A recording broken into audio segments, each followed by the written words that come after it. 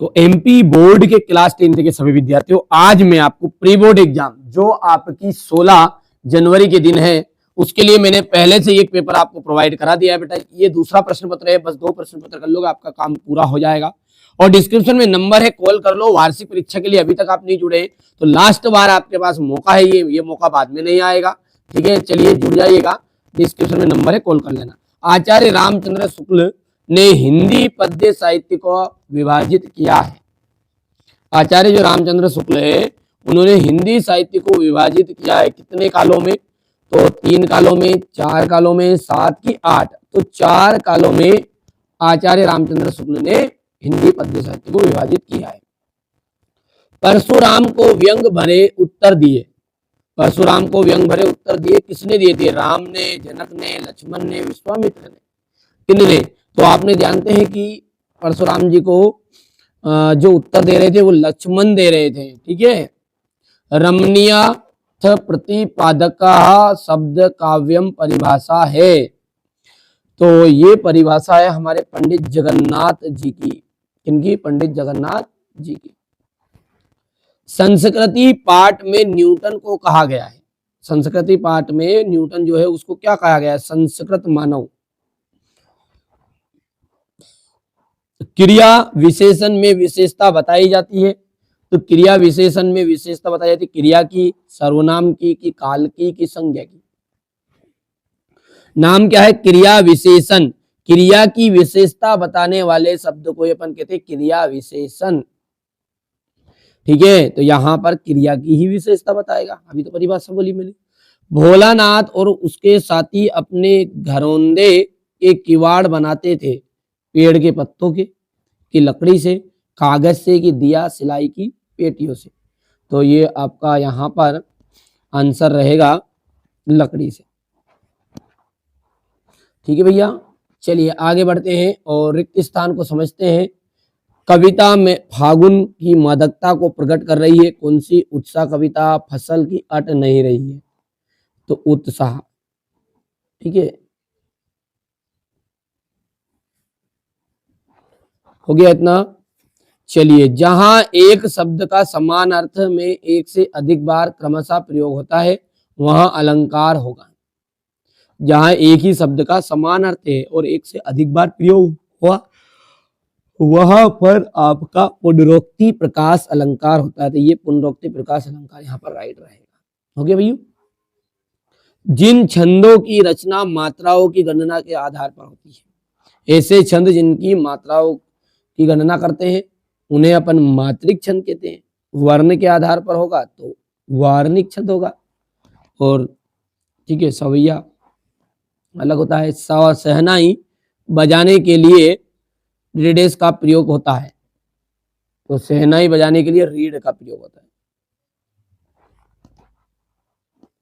यशो गान में सद्धि का उदाहरण है विसर्ग धन। क्या है? विसर्ग संधि का उदाहरण है। तो ये आपका यहाँ पर विसर्ग संधि एकदम राइट आंसर रहेगा। कवि लोक स्टॉक में कौन से फिल्म की शूटिंग हुई थी? तो इसमें गाइड, कौन सी? गाइड फिल्म की शूटिंग हुई थी। इतना हो गया है। चलिए आगे बढ़ते हैं और अगला समझते हैं। आप तो 2 प्रश्न पत्र दे रहा हूं, बस दोनों को कंप्लीट कर लो, आपका काम पूरा हो जाएगा। वात्सल्य और श्रृंगार रस के श्रेष्ठ कवि सूरदास को माना गया है। वात्सल्य और श्रृंगार रस के श्रेष्ठ कवि सूरदास जी है। तो ये बात आपकी सत्य है बिल्कुल। जहां किसी वस्तु या विशेष का वर्णन, कोई भी वस्तु है या विषय है तो उसका वर्णन बड़ा चढ़ा कर करे वहां अन्योक्ति अलंकार होता है। वहां पर होता है बेटा अतिशयोक्ति अलंकार। तो ये हो गया आपका असत्य। क्यों? क्योंकि राइट बात क्या है आपकी? अन्योक्ति नहीं है, अतिशयोक्ति।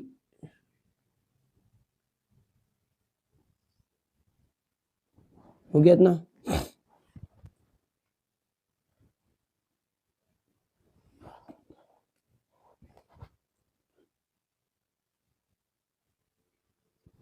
हो गया है। चलिए आगे बढ़ते हैं। तीसरा, मन्नू भंडारी अपने भाइयों के साथ गुल्ला डंडा भी खेलती थी। बिल्कुल सत्य बात है। रेखा चित्र को शब्द चित्र भी कहते हैं। बिल्कुल राइट बात है। राम बाजार जाता है, ये आज्ञावाचक शब्द है क्या? नहीं, साधारण शब्द है। तो ये आपका क्या है, साधारण या सरल? साधारण या सरल वाक्य है।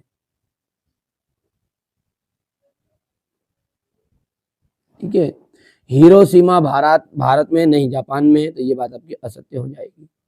ठीक है भैया, चलिए हुआ इतना, आगे देखते हैं। आधुनिक कबीर। आधुनिक जो कबीर है वो नागार्जुन को कहा गया है। चौपाई एक सममात्रिक छंद है। क्या है चौपाई? एक सममात्रिक छंद है। बालम खीरा का उत्तर आपका रहेगा लखनऊ। बालम खीरा का मिलान आपको करना है लखनऊ से। समास के प्रकार होते हैं, तो समास होता है 6 प्रकार का।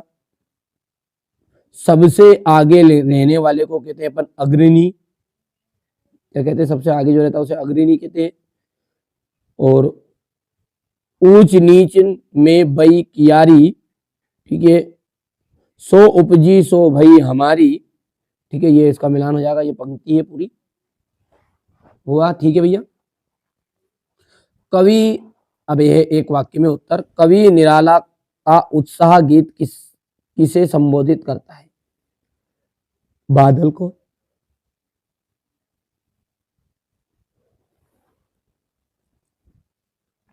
रस किसे कहते हैं? तो सिंपल लैंग्वेज ये है कि देखिए, रस की परिभाषा विशेष लंबी चौड़ी, किसी काव्य को पढ़ने, सुनने या देखने में जो आनंद की अनुभूति होती है उसे रस कहते हैं। सिंपल यदि अब एक वाक्य में पूछा तो इतना भी लिख सकते हैं आपके, काव्य की आत्मा।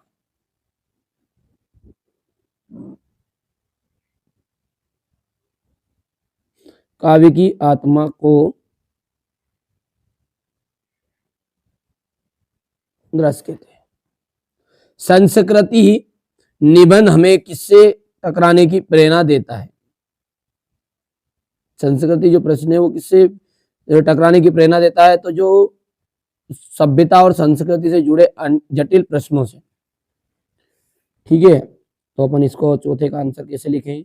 चौथा यहाँ पे लिख दूं, मैं थोड़ा सा जगह है यहाँ पर। तो संस्कृति निबंध हमें किससे देता है? सभ्यता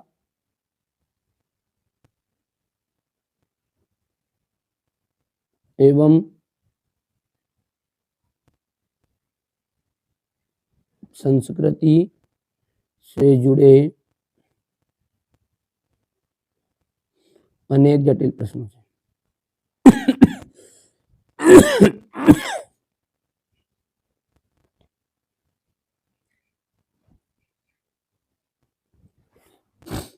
सभ्यता और संस्कृति से जुड़े अनेक जटिल प्रश्नों से ये हमको लड़ने की क्षमता देता है, टकराने की प्रेरणा देता है।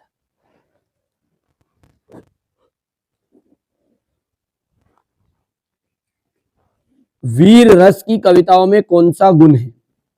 वीर रस की जो कविता है, ये आपका सॉरी तीसरा था ना, और ये चौथा है। वीर रस की जो कविता है उसमें हमें कौन सा गुण? तो ओज गुण। कौन सा गुण? ओज गुण।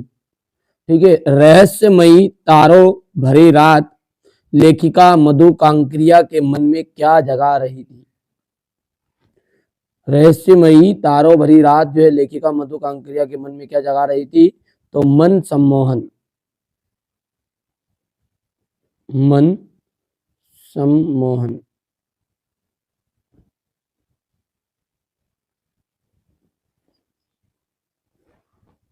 ठीक है भैया। लेखक अज्ञे ने हिरोशिमा कविता कहाँ बैठकर लिखी थी? रेलगाड़ी में बैठकर।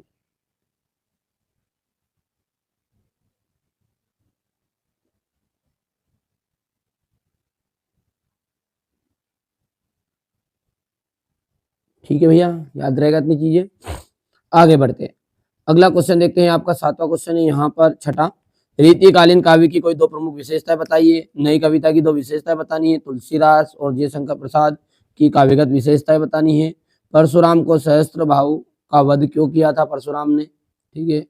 और स्मृति का को पाठक बनाने से कवि जयशंकर प्रसाद का क्या आशय है, ठीक है। और संगीतकार किन किन मुख्य रूपों से गायक गायिकाओं की मदद करते हैं। ये सभी क्वेश्चन मैंने अपने जो एप्लीकेशन है उस पर डाल दिए हैं। उसके लिए क्या करना पड़ेगा, देखिए प्री बोर्ड एग्जाम तो बेटा उसकी जगह पे है, कोई दिक्कत नहीं। मैं कह रहा हूँ अभी भी मौका है, मैं बार बार रिक्वेस्ट कर रहा हूँ बच्चों से, बार बार। बाद में परीक्षा के टाइम पे मैं खुद कॉल नहीं उठाऊंगा आपका, आप इस चीज में रहिए मत, है ना। मैं बार बार कह रहा हूँ, मेरे 1000 बच्चे कंप्लीट हो गए, मैं खुद ही मोबाइल स्विच ऑफ कर दूंगा और मेरे 1000 बच्चों का कॉल उठाऊंगा बस ओनली, ठीक है। उसको पर्सनल नंबर अलग दे दूंगा। तो अभी तक आप नहीं जुड़े हैं तो मैं कह रहा हूँ कि आप एप्लीकेशन कौन सी, प्ले स्टोर पर अपनी एप्लीकेशन, उसके लिए क्या करना पड़ेगा, उसके लिए आपको डिस्क्रिप्शन में नंबर है, कॉल करो, अभी जुड़ जाओ। वार्षिक बहुत ही नजदीक है, अब आगे आगे आपकी मर्जी बेटा, करो नहीं करो। बाकी जितना फ्री कंटेंट मैं यहाँ पे दे रहा हूँ वो दे ही रहा हूँ। थोड़ा बहुत चार्ज लगेगा, 100-200 रुपये चार्ज है, तो कोई आपसे कोई धन दौलत लाख करोड़ रुपए नहीं मांग लिया मैंने। 100-200 रुपये चार्ज करके नहीं जुड़ जाओ, ठीक है, ताकि उसमें सारी जानकारी आपको मिल जाएगी। जो वार्षिक के लिए ऐसी चीजें की जो गुप्त चीजें हैं, जो यहाँ पे नहीं मिल पाएगी वो वहाँ पे मिलेगी। अब आप इशारे में समझिए, जब आपकी आगे आपकी मर्जी, करो ना करो, ठीक है, आगे आपकी मर्जी होता है, ठीक है। ये आपका क्वेश्चन नंबर 20 रहेगा, ये क्वेश्चन नंबर 21, ये क्वेश्चन नंबर 21 का हुआ 22 और ये 23, ठीक है। तो ये मैंने आपको प्री बोर्ड एग्जाम के लिए एक सैंपल पेपर बता दिया, 2 पेपर बता रहा हूँ, ठीक है। वार्षिक परीक्षा में बेटा कहीं पर भी असली पेपर नहीं मिलेंगे, ना ही प्री बोर्ड में मिलेंगे। आप तो केवल अच्छे से तैयारी करो, ठीक है। मैं आपकी तैयारी करा रहा हूँ प्रॉपर, है ना। यहाँ से कुछ चीजें ऐसी होती है, मैं बार बार कह रहा हूँ, जो गुप्त चीजें वो कहाँ मिलेगी, वो आपको एप्लीकेशन पे मिलेगी। चलिए तो मिलते हैं अगले वीडियो में। बाकी जो बच्चा समझ गया इशारे में समझ गया होगा, बाकी आपकी मर्जी है। चलिए तो मिलते हैं अगले वीडियो।